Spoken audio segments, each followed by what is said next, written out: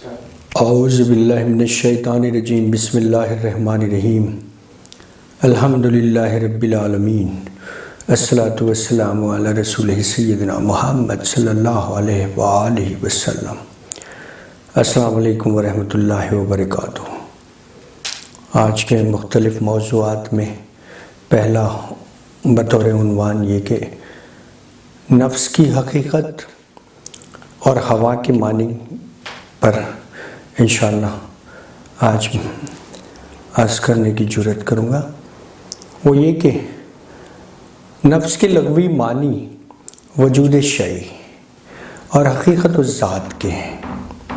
لوگوں کی عادت اور ان کے استعمال میں اس کے معنی بہت ہیں جو ایک دوسرے کے بالکل خلاف بلکہ متضاد ہیں، اور چنانچہ ایک گروہ کے نزدیک نفس کے معنی روح ہے اور ایک گروہ کے نزدیک اس کے معنی مودت ہیں، اور ایک گروہ کے نزدیک اس کے معنی جسم و بدن کے ہیں، ایک دوسرے گروہ کے نزدیک اس کے معنی خون کے ہیں۔ لیکن طریقت کے محققین کے نزدیک اس لفظ کی مذکورہ معنی میں سے کوئی معنی مراد نہیں ہے۔ لیکن طریقت کے محققین کے نزدیک اس لفظ کی مذکورہ معنی میں سے کوئی معنی مراد نہیں ہے۔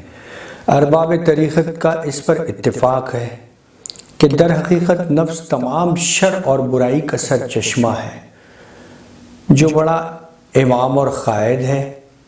لیکن ایک گروہ یہ کہتا ہے کہ نفس وہ شے ہے جو قالب میں بطور امانت رکھا گیا ہے، جیسے روح۔ ایک گروہ یہ کہتا ہے کہ یہ قالب ہی کی ایک صفت ہے، جس طرح حیات و زندگانی اس کی صفت ہے۔ بائیں ہم اس میں سب متفق ہیں کہ کمین خصلتیں اور برے افعال اسی سے ظاہر ہوتے ہیں۔ افعال نفس کے کچھ اقسام ہیں۔ وہ یہ کہ نفس کے افعال کی دو قسمیں ہیں، ایک معصیت و نافرمانی، دوسرے کمینہ خصائل جیسے تکبر، حسد، بخل، غصہ و کینہ وغیرہ۔ ان کے ماں سوا وہ تمام باتیں جو عقل و شریعت کے نزدیک مذموم اور رقیق ہیں، مذموم و رقیق جو باتیں نفس کے افعال بد ہیں، اس لیے ریاضت و مجاہدے سے ان برے خصائص کو زائل کیا جاتا ہے، جس طرح توبہ سے معصیت کو دور کیا جاتا ہے، اور یہ کہ معاصی نفس کے ظاہری اوصاف میں سے ہیں اور کمینہ خصائل اس کے باطنی اوصاف سے تعلق رکھتے ہیں۔ ریاضت و مجاہدہ اس کے ظاہری افعال کو اور توبہ اس کے باطنی افعال کو نیست و نابود کرتی ہے، اور کمینہ خصائل سے جو باطن میں کدورت پیدا ہوتی ہے وہ ظاہری اوصاف ریاضت و مجاہدے کے ذریعے پاک و صاف کی جا سکتی ہے، اور جو کدورت ظاہری افعال بد سے پیدا ہوتی ہے وہ باطن کی صفائی سے جاتی رہتی ہے۔ نفس و روح دونوں قالب میں اتنے ہی لطیف ہیں جتنے عالم شیاطین و فرشتے اور جنت و دوزخ، لیکن ایک محل خیر ہے اور دوسرا محل شر ہے۔ جس طرح آنکھ محل بصر، کان محل سماعت اور زبان محل ذائقہ ہے، اسی طرح کچھ ایمان و اوصاف قالب انسان میں بطور امانت رکھے گئے ہیں۔ لہذا نفس کی مخالفت تمام عبادتوں کی جڑ اور مجاہدوں کی اصل ہے۔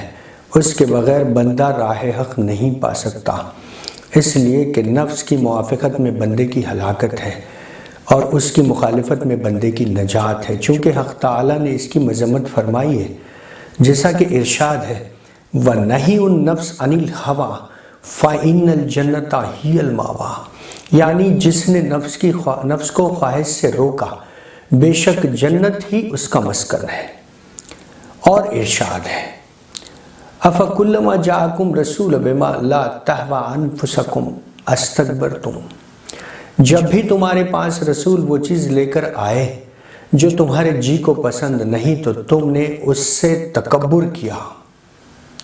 حضرت یوسف علیہ السلام کے قول کی اللہ تعالیٰ نے خبر دی ہے، حضرت یوسف علیہ السلام کے قول کی۔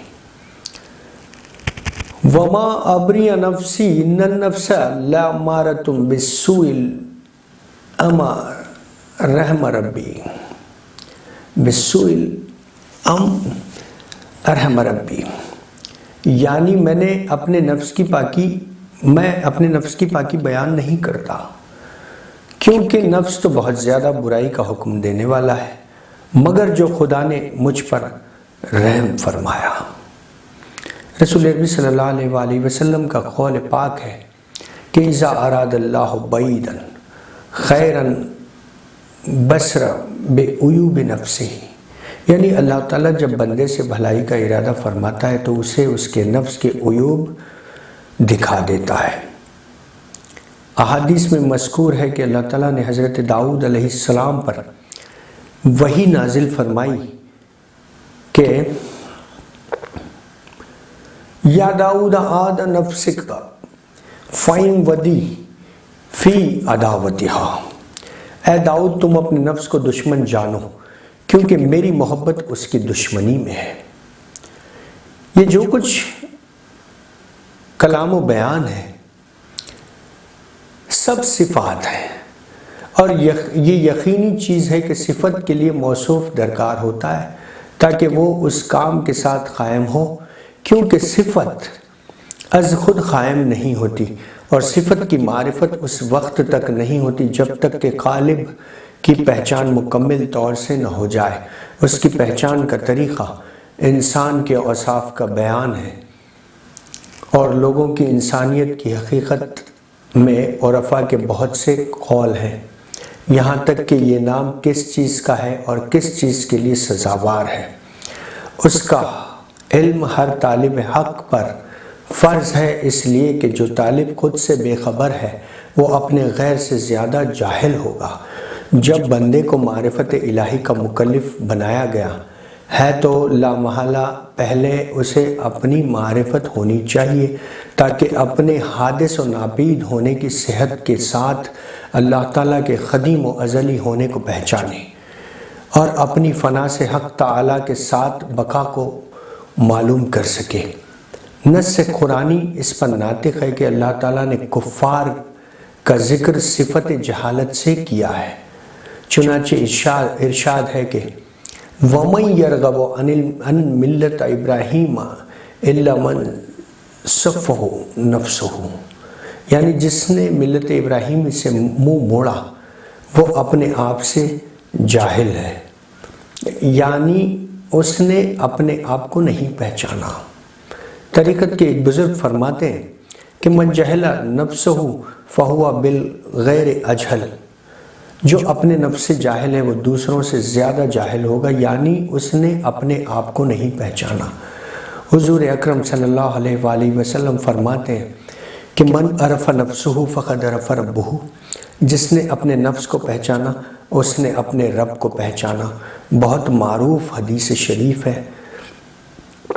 اب ایک آج کے موضوعات میں خاص موضوع یہ بھی ہے کہ معرفت انسانیت، مطلب یہ ہے کہ جس نے اپنے نفس کی بابت یہ جان لیا کہ وہ فنا ہونے والی چیز ہے تو اس نے اپنے رب کو پہچان لیا اور سمجھ لیا کہ وہی باقی رہنے والی ذات ہے۔ ایک قول یہ ہے کہ جس نے اپنے نفس کو جان لیا کہ وہ ذلیل و خوار ہونے والی چیز ہے اس نے اپنے رب کو پہچان لیا کہ وہ عزت و کرامت بخشنے والی ذات ہے۔ ایک قول یہ ہے کہ جس نے اپنے نفس کو بندگی سے پہچان لیا اس نے اپنے رب کو ربوبیت سے پہچان لیا۔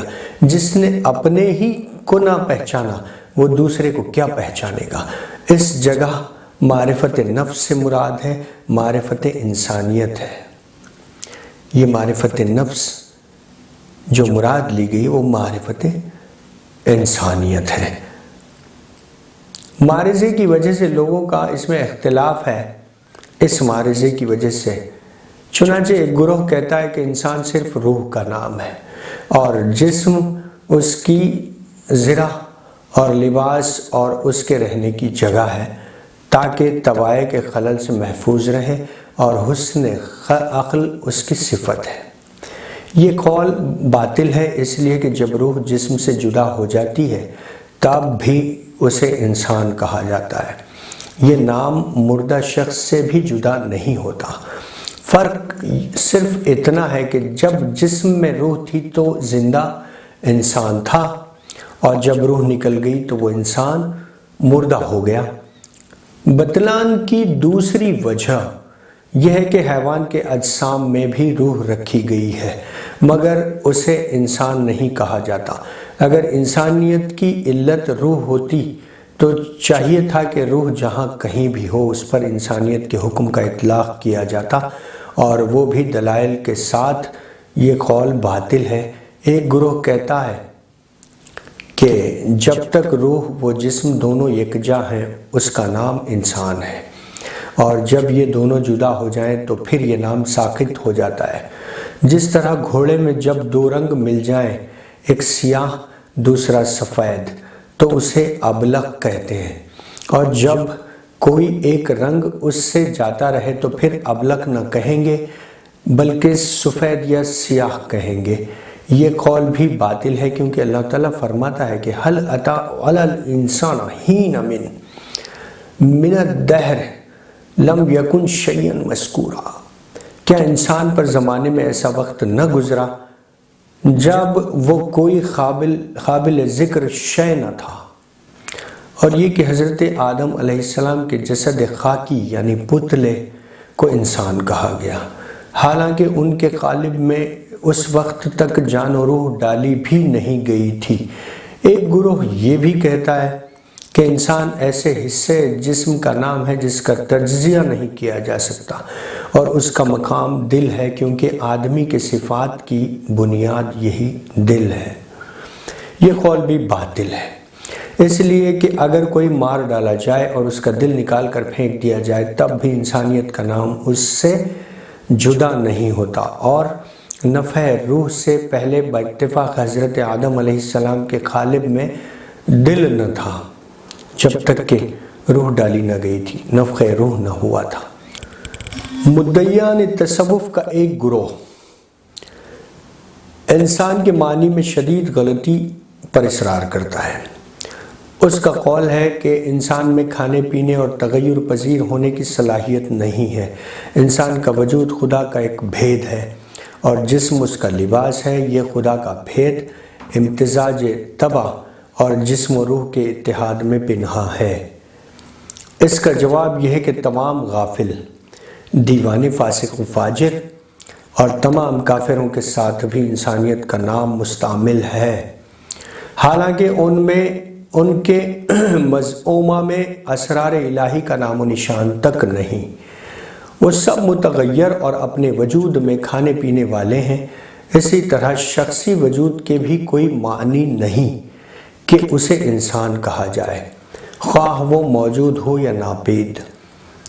حالانکہ اللہ تعالیٰ نے ہمارے ان تمام عناصر کو جن سے ہم مرکب ہیں انسان ہی فرمایا ہے، باوجود ان معانی کے جو بعض آدمیوں میں نہیں ہیں۔ چنانچہ اللہ تعالیٰ فرماتا ہے کہ وَلَقَدْ خَلَقْنَا الْإِنسَانَ مِنْ سَلَالَةٍ مِنْ طِينٍ ثُمَّ جَعَلْنَا نُطْفَةً فِي قَرَارٍ مَكِينٍ ثُمَّ خَلَقْنَا النُّطْفَةَ عَلَقَةً فَخَلَقْنَا الْعَلَقَةَ مُضْغَةً فَخَلَقْنَا الْمُضْغَةَ عِظَامًا فَكَسَوْنَا الْعِظَامَ لہا ثم انشأناها خلق آخر فتبارک اللہ احسن الخالقین۔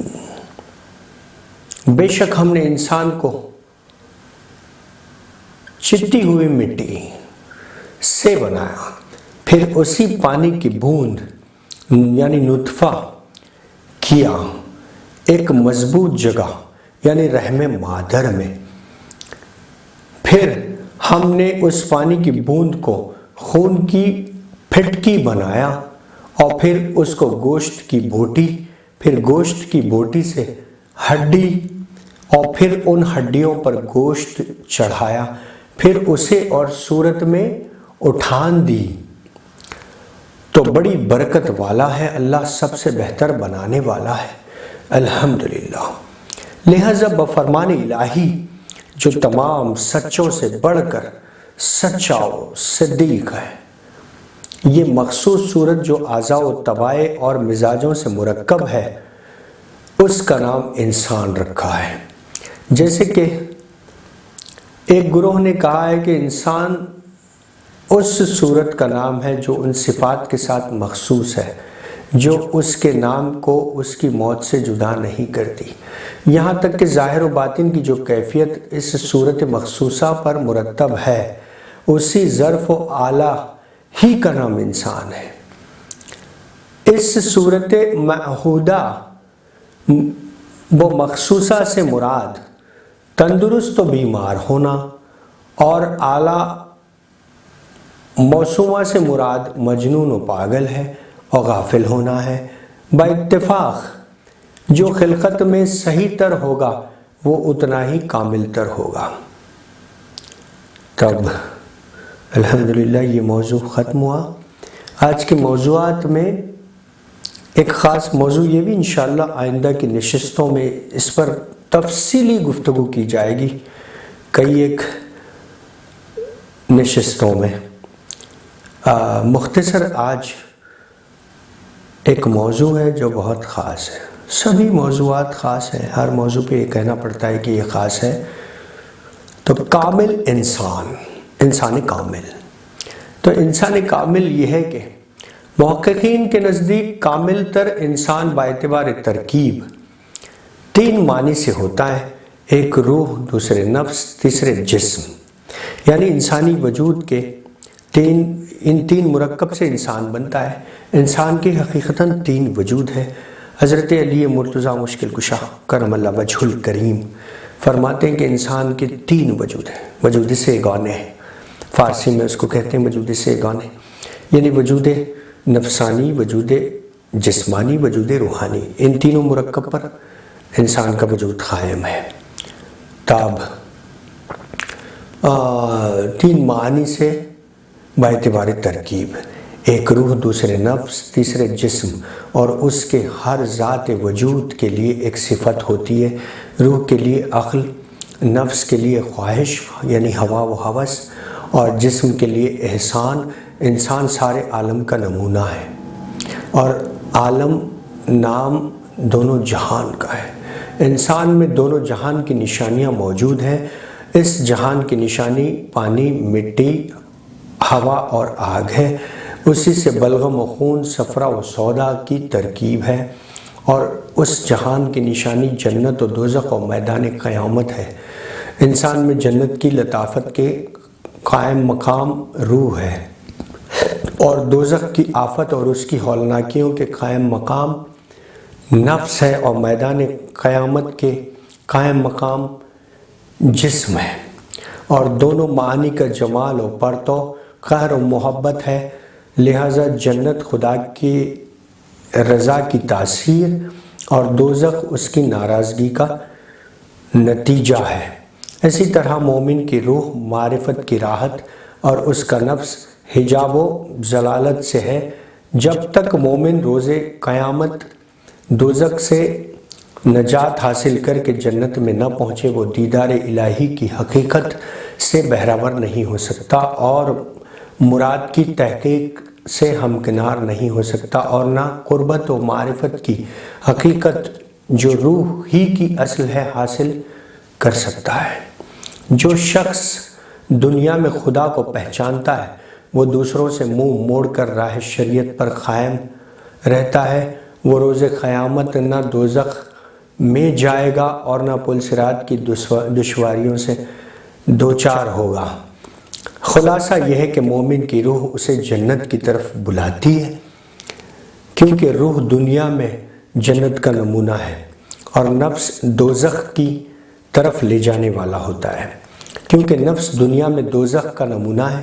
مومن و عارف ربانی کے لیے عقل مدبر کامل ہے، اور جاہل و نادان کے لیے نفس کی خواہشیں نکمی قائد ہیں۔